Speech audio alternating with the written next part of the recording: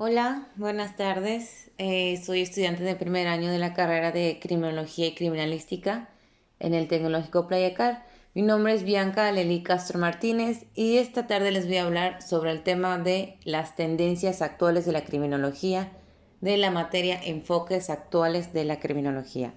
Los temas que vamos a desarrollar son el idealismo de izquierda, la nueva criminología administrativa, realismo de derecha y el nuevo realismo de izquierda.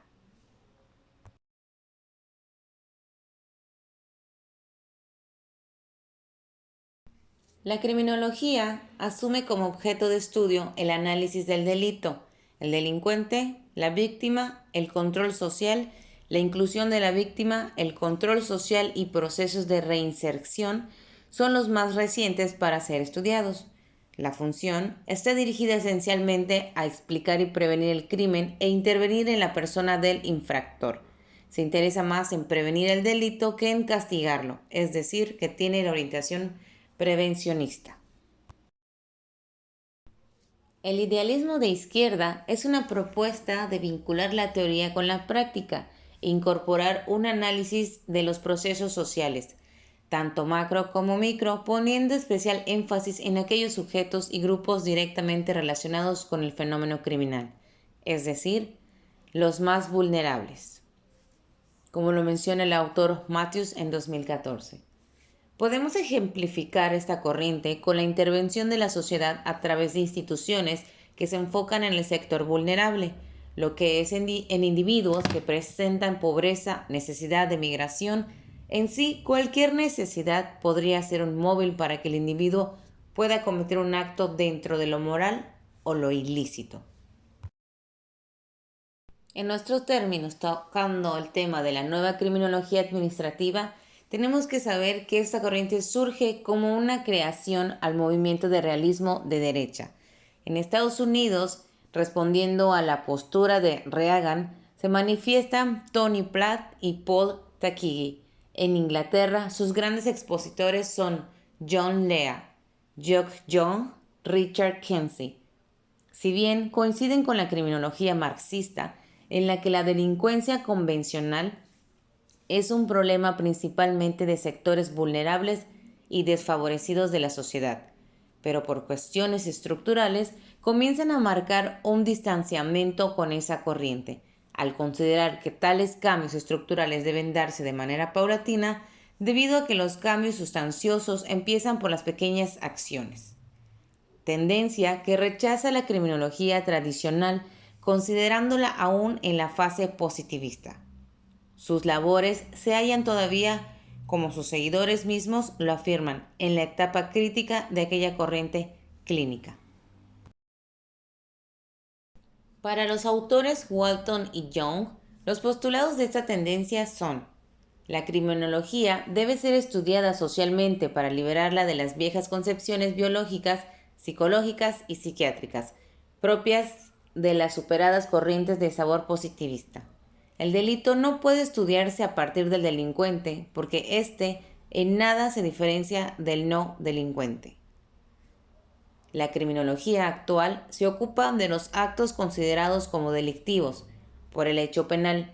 Para ello tiene en cuenta las desviaciones percibidas y olvida las no percibidas. La conducta desviada, tal porque así lo dice quien crea la norma, la criminología entonces ha de afrontar como objetivo suyo a quien hace y por qué la norma penal. Si se analiza el apartado estatal, podrá decirse por qué unas personas imponen reglas y cuál es la razón para que puedan hacerlo. Emergerán diferencias económicas de sexo, edad, clase social, grupo étnico, entre otras. Los autores también refieren el enfoque sectorizado de la criminología es improcedente porque es imprescindible la observación del crimen, del criminal y de la criminalidad, de la economía y de la política de un país.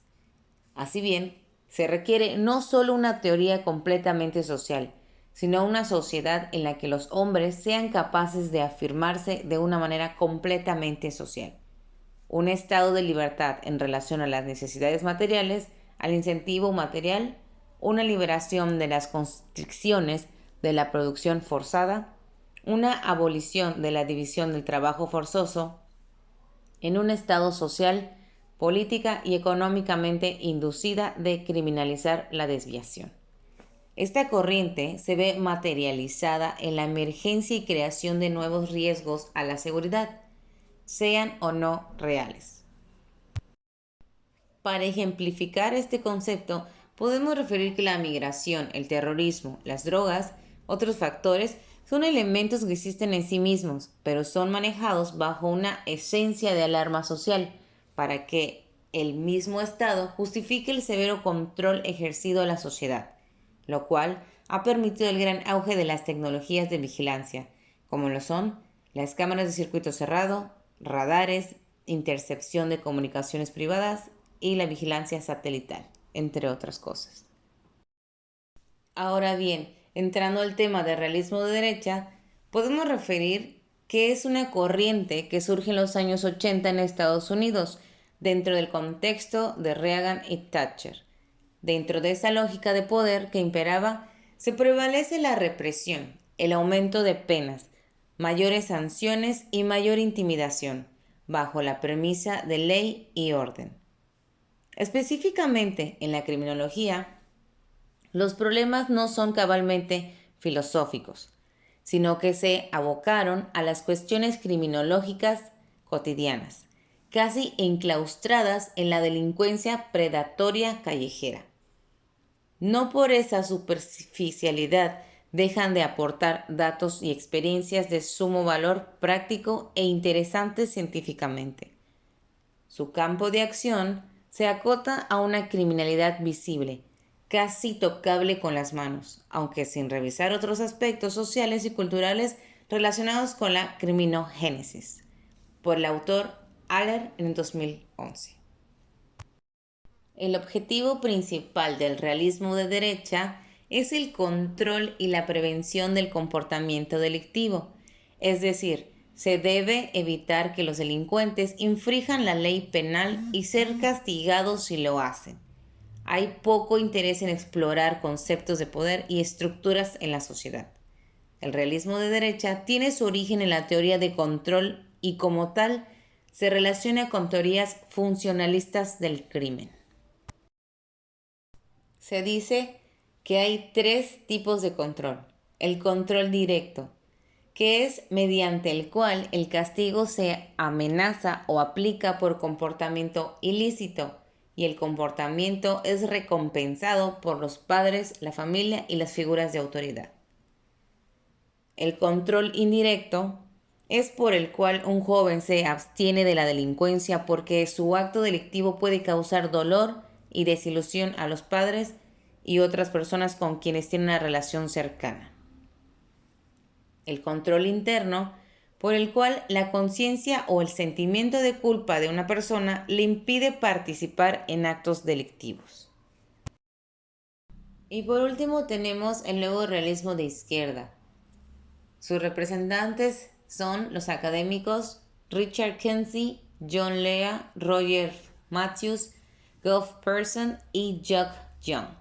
El realismo de izquierda sostiene que la delincuencia afecta de manera desproporcionada a las personas de clase obrera, pero las soluciones que solo implican un aumento de la represión empeoran el problema del crimen.